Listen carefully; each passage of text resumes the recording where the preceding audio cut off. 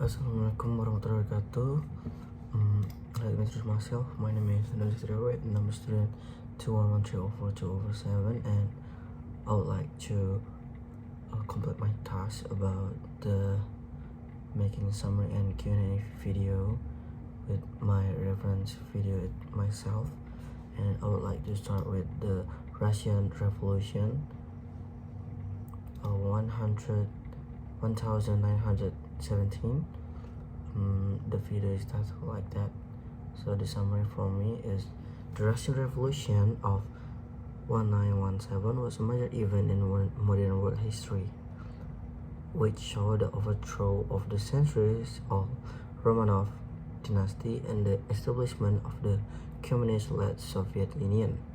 It began with a widespread strike in Petrograd in February 1917 and spread throughout the country, eventually leading to the abdication of Tsar Nicholas II and the formation of a provisional government. This government was overthrown by the Bolsheviks in October 1917, leading to the creation of the Soviet Union. The Russian Revolution had far-reaching consequences both domestically and internationally, and is still studied and debated to this day. So that's all for the summary for the video The Russian Revolution, and I would like to continue with the Q&A session. First question, what I found from this video is: what caused the Russian Revolution of 1917? The primary cause of the Russian Revolution were political, economic, and social discontent with Tsar Nicholas II autocratic rules. In addition to this, World War I created a great deal of strain on the existing government, as millions of Russians had died in the conflict by 1917. Ultimately, these factors combined to create an atmosphere ripe for revolution. Question 2. Who led the Bolsheviks during the Russian Revolution? The one who is leading the Bolsheviks during the Russian Revolution is Vladimir Lenin. He is the one that led the Bolshevik during the Russian Revolution. And the last question from this video is: what were some of the effects of Russian Revolution? Like, what is the impact or effect from Russian Revolution happened? Some of the effect of the Russian Revolution included the establishment of a communist government, the end of Tsarist rule, and a civil war between the Bolshevik and their opponents. Okay, so that is for the first video. Let me continue for the second video. It is told like, the title from the video is 10-minute history, the French Revolution and Napoleon, short documentary. So for the summary, the French Revolution was a period of social and political upheaval in France that lasted from 1780 to 1799. It began with the convocation of the Estates General, an assembly representing the three traditional estates of the realm: the clergy, the nobility, and the commoners. The third estate declared itself a national assembly and demanded more political power for the people. This led to a constitutional crisis between King Louis XV and the revolutionaries, which eventually resulted in his execution by guillotine in 1793. The Reign of Terror followed shortly after the fall of the monarchy, during which thousands of suspected counter-revolutionaries were executed without trial or due process within a law. Eventually, Napoleon Bonaparte seized control of the government in 1799 and established himself as an emperor of France. He implemented reforms such as codifying laws into one comprehensive code, or we call it the Napoleonic Code and creating a centralized hierarchy. Although it ended in military defeat for France at Waterloo in 1815, the French Revolution had far-reaching consequences throughout Europe and beyond. Its legacy includes modern concepts such as democracy, nationalism, secularism, individual rights, and popular sovereignty, as liberty, equality, fraternity, and human rights. During these times, there were several uprisings against oppressive government policies, including for food shortage and high taxes. In addition, revolutionary fervor spread throughout Europe, inspiring other countries to revolt.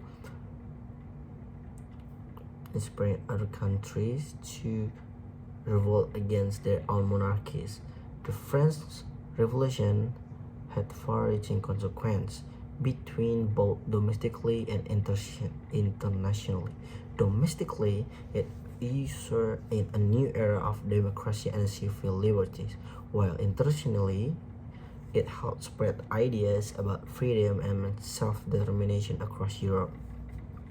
It also served as a catalyst for further revolutions around the world, including those in Latin America and Haiti. Ultimately, the French Revolution changed not only France but also much of Europe's political landscape forever. So that sentence will end my summary about this video, the title 10-minute story about the French Revolution and Napoleon. So we continue to the next session. It is Q&A session, and the first question is like the first reference is, what were the causes of the French Revolution? I mean, the main causes of the French Revolution were the nation debts, unequal taxation, and a weak political system. Back then, the French Revolution, it is about lowering the tax that have been suffering their citizens. Next question. Who was the leader of Jacobins during the French Revolution? It is Maximilien Robespierre was the leader of the Jacobins during the French Revolution. The third question. How did Napoleon Bonaparte come to power in France? Napoleon Bonaparte came to power in France through a coup d'état in 1799. The question 4. What event marked the end of the reigns of terror during the French Revolution? The fall of Maximilien Robespierre in July 1794 marked the end of the reigns of terror during the French Revolution. So the event is the fall of Maximilien Robespierre. It is the leader of Jacobins during the French Revolution. Okay, next question, or the last question. What documents establish equality before the law for all citizens in France?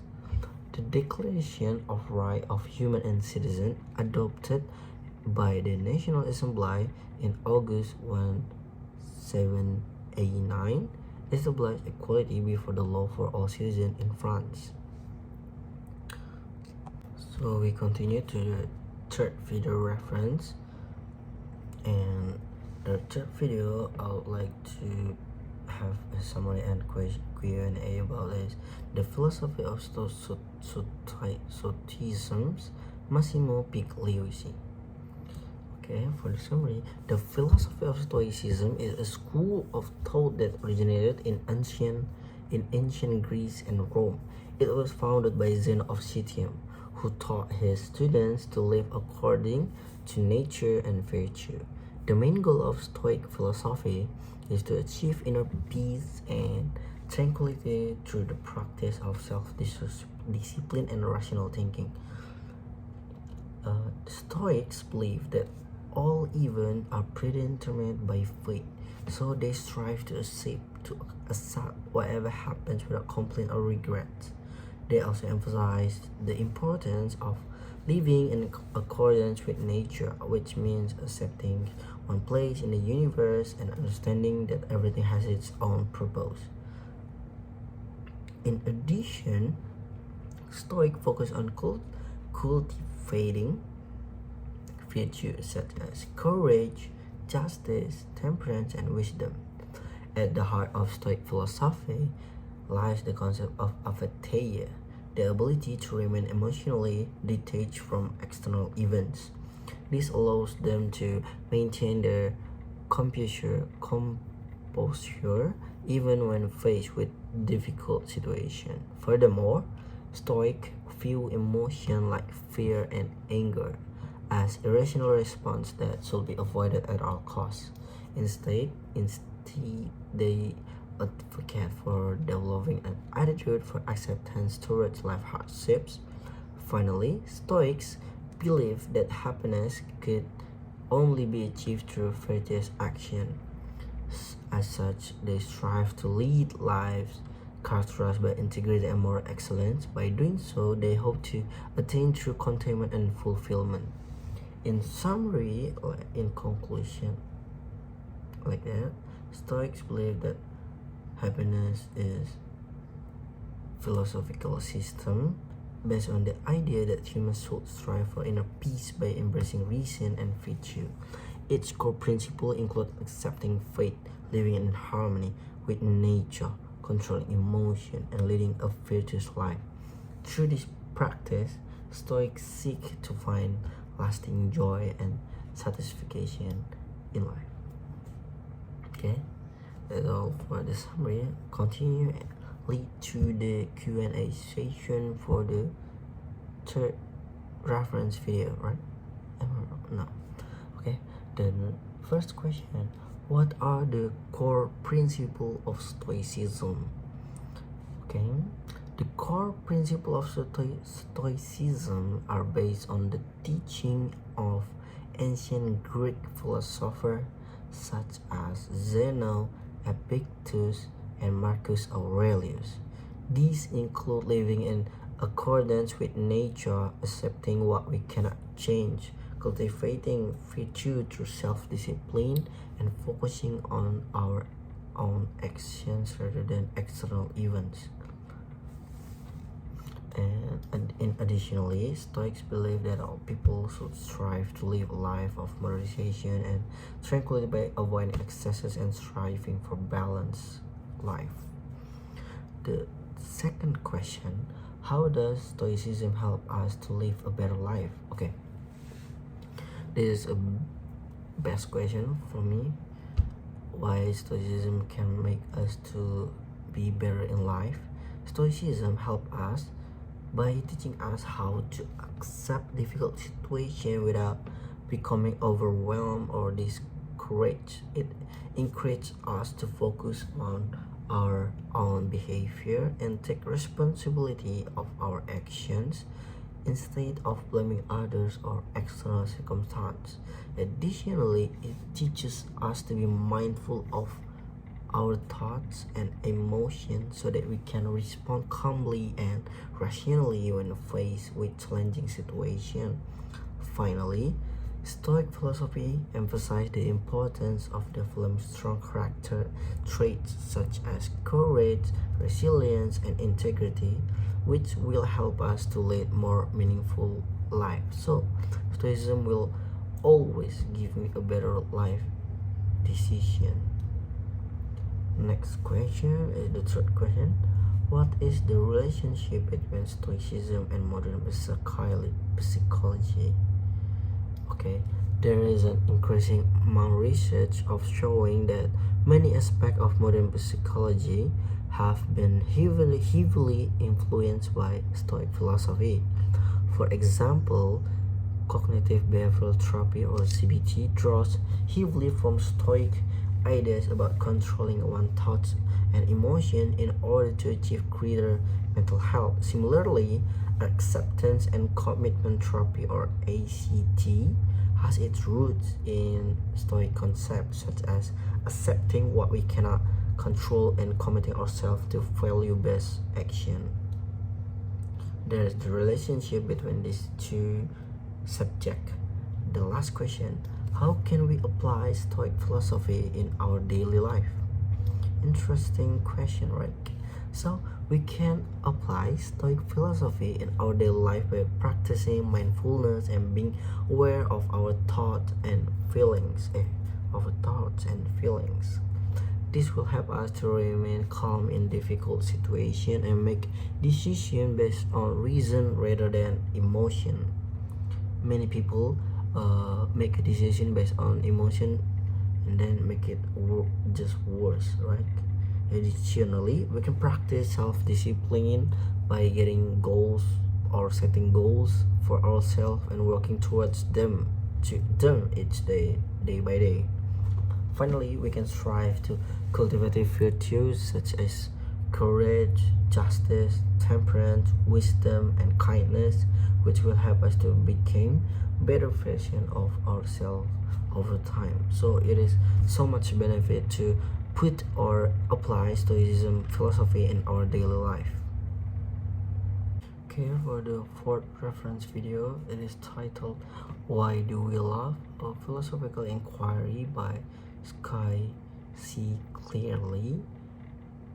In this video, Why Do We Love? A Philosophical Inquiry, Skye C. Cleary examines the concepts of love from a philosophical perspective and explore its various forms such as romantic love, friendship love, and also self-love. She argues that understanding why we feel this emotion is essential to living an active life in which our relationships are based on mutual respect rather than power dynamics or manipulation. Drawing upon insight from philosophy, psychology, and neuroscience, she provides reader or viewer with tools for developing healthier ways of loving themselves and others, while also exploring how different cultures have conceptualized throughout history. Ultimately, she concludes that although there may be no single answer to why do we love, each person must find their own unique way of expressing it through meaningful connection with those around them. It is a beautiful video and also beautiful summary for me. Alright, and let me continue the Q&A session. What is the purpose of love? The purpose of love is to create a connection between two or more people that transcend physical and emotional boundaries. Love can be seen as an emotion, a feeling, or even an action. It is often described as powerful force that binds us together in relationships, families, communities, and societies. The second question is, how does love affect our lives? Love has the power to profoundly impact our life in many ways. On an emotional level, it can bring joy, comfort, security, and peace of mind. On a practical level, it can provide support during the difficult times and help us build meaningful relationship with others. Additionally, research suggests that having strong social connection can improve overall health and well-being by reducing stress levels and increasing feelings of happiness and satisfaction. I guess the love effect is very good on our lives, isn't it? Do you guys feel it too, like me? The third question, or the last maybe. No, there's one other question. Is there any scientific evidence behind why we love? Yes, there is some scientific evidence that help explain why we experience, why we do, why we need, why we must, why we have experienced love. It is about love. For example, studies have found that when someone experiences romantic attraction towards another person, Their brain releases certain hormones such as dopamine and oxytocin, which are associated with pleasure and reward. Additionally, research suggests that these same hormones may also play a role in helping us form long-term attachment with those we care about most. The last question, what advice would you give to someone who is struggling to find love? Okay. Finding love can be challenging, but it is more important to remember that everyone deserves to feel loved and accepted for who they are. My advice would be to focus on building positive relationships with yourself first before looking for someone else to find or to fill that void your heart. This could involve taking time for self-care activities like journaling or meditations, engaging in hobbies or activities that make you happy, or spending quality time with friends, family members who appreciate you for who you are. Additionally, don't forget to keep your expectation realistic. True love takes time, so don't rush into things if you are not ready yet. Okay, the fifth reference video is from Helen M. Farrell. The title is "What is Depression?" In the video title "What is Depression?", Helen M. Farrell takes a closer look at the clinical definition of depression and its various causes, signs, and treatment. She notes that people commonly experience symptoms such as sadness or irritability, but adds that this can be normal experience due to life events. However, when symptoms are persistent and interfere with daily functioning or with indicate more severe depressive disorder. Farrell outlines several risk factors associated with developing depression, which include genetic or family history, external stressor like trauma or abuse, among others. Before discussing different kinds of treatments available for battling it, including talk therapy, for example, like cognitive behavioral, chatting online, phone support service, right up to medication prescribed by licensed professional if needed. Farrell concludes saying it's important not to only recognize the sign in yourself but also seek out professional help so you feel your mental health struggles have been unmanageable. Emphasizing on how significant early intervention is key towards recognizing and treating any kind of mood disorder correctly. Okay, that is for the summary of this reference or the fifth reference video. The next will be a Q&A section for this reference. First, what are the symptoms of depression?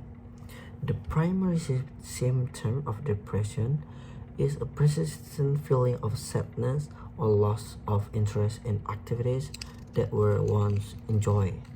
Other common symptoms include change in appetite, sleep disturbance, fatigue, difficulty concentrating, the feeling of guilt and worthlessness, physical aches and pains, and thoughts of death or suicide. Oh, it's scary. The second question, how does depression affect people differently? Depression affects different people in different ways. Some may experience mild forms of depression with fewer symptoms, while others may have some form with multiple symptoms. Additionally, some individuals may be able to manage their depression through lifestyle change such as exercise and diet, while others may meditation or psychotherapy to help them cope with the depression. Okay, the third question, are there any risk factors for developing depression? Yes, there are several potential risk factors for developing depression, including genetics, certain medical conditions, substance abuse, traumatic events, and family history of mental illness. Additionally, women are twice as likely to develop depression than men due to hormonal fluctuation during pregnancy and postpartum periods. The last question, is it possible to treat depression? Yes, it is possible to treat depression with a combination of medication, psychotherapy, lifestyle change, and support from friends and family members. Meditation can help reduce symptoms by altering brain chemistry, while psychotherapy can provide insight into underlying causes and teach coping skills. Lifestyle changes such as regular exercise and healthy eating habits can also help improve moods and overall well-being. Finally, having supportive relationships can provide comfort and encouragement throughout the recovery process. Next to the sixth reference video that is titled Attachment Theory by or How Children Perceive the Connection. Attachment theory is a psychological theory that explains how children perceive and respond to the connection they have with their primary caregivers.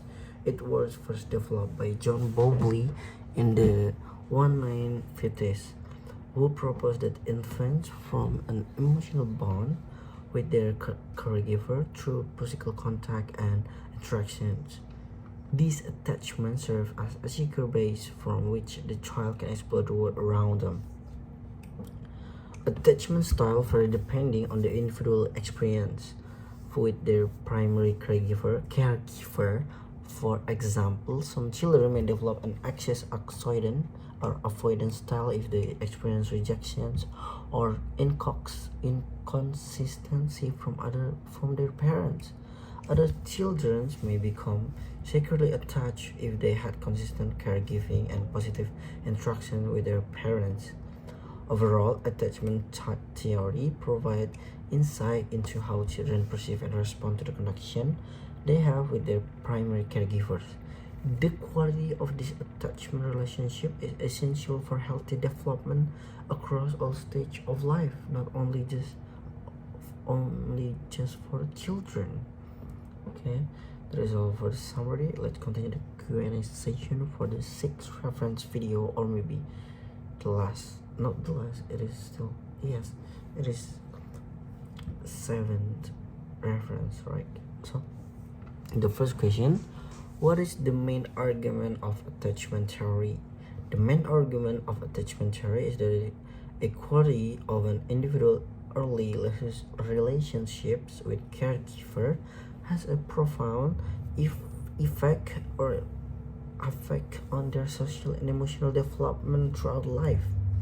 It suggests that secure attachment to a primary caregiver in infancy are essential for healthy psychological functioning, while insecure attachment can lead to difficulties later in life. The second question, how does the attachment theory affect behavior or our behavior? Attachment theory has a significant impact on behavior. It suggests that the quality of early relationships with caregiver can shape an individual's ability to form secure attachment in later life. And this can have a profound effect on our behavior. Securely attached individuals are more likely to be emotionally stable, trusting, and confident in their relationships. They also tend to be better able with forming close relationships or regulate their emotion and cope with stress, experience difficulty regulating their emotion, and display maladaptive behaviors, aggression, or withdrawal. So for the last reference video, okay, it is the advantage of a bilingual brain. Oh, this kind of interesting materials, because now I'm, as a student of English department, maybe have a good impact of this video, like the advantage of bilingual brain. Look, I'm bilingual right now, bro. Okay, for the summary, the advantage of bilingual brain are numerous, and far-reaching bilingualism has been linked to improved cognitive abilities, better academic purposes or performance, increased creativity, enhanced problem-solving skills, and even greater mental flexibility. It can also protect against age-related cognitive decline and dementia. For the cognitive benefits, studies have shown that bilinguals tend out to perform monolingual on tests of executive function, the ability to plan, organize, remember details, and switch between tasks quickly. This is because the bilingual brain must constantly juggle two languages at once, which strengthens its ability to multitask. Additionally, research suggests that being bilingual may delay the onset of Alzheimer's disease by up to 5 years. There is a good impact of bilingual work. For the academic performance, bilingual students often perform better in school than their monolingual peers. They tend to score higher on standardized tests and have an easier time learning new concepts. Furthermore, they are more likely to be successful in college and beyond due to their superior language skills. For creativity, being able to think in multiple languages allows bilinguals to come up with creative solution to problems. It is also for problem solving, right? They are also well equipped to understand different perspectives and cultures, which can lead to innovative ideas. In conclusion, there are many advantages associated with being bilingual. Not only does it improve cognitive ability and academic performance, but it also enhances our creativity, problem-solving skill, and mental flexibility. As such, it is clear that speaking two or more languages often significant benefit for both children and adults alike. Okay, that's all for the summary for the advantage of bilingual brain. Let's continue to the Q&A session. The first question is, how does being bilingual affect memory? Okay, being bilingual can have positive effects on memory. Studies have shown that bilinguals tend to be better at remembering a list of words or numbers than monolinguals. This is because they must constantly switch between two of different language systems when speaking or thinking about something, which helps them develop stronger working memories. Additionally, research suggests that bilingualism may delay age-related declared in memory performance. For the second question, does bilingual improve academic performance? Yes, like what I say from the summary, not a long time ago maybe. Yes, studies suggest that being bilingual can have a positive effect on academic performance. Bilingual students either perform better or standardized tests than their monolingual peers due to their increased ability to think flexible and solve problems creatively. Okay, for the last question of the last reference video too, are there any disadvantages to being bilingual? Of course, while there are many advantages to being bilingual, there can also be some drawbacks. For example, if one language is not spoken frequently enough, it can be difficult to maintain fluency in both languages. Additionally, switching back and forth between two languages can cause confusion or difficulty for expressing oneself clearly in other language or in either language. Finally, people who are fluent in multiple languages may experience feelings or alienation or identity crisis due to conflicting cultural influence. So, thank you. So that's all for my task. It is all 7 reference video as you comments to me or comments to Asar. That's all for my task. Wassalamualaikum warahmatullahi wabarakatuh.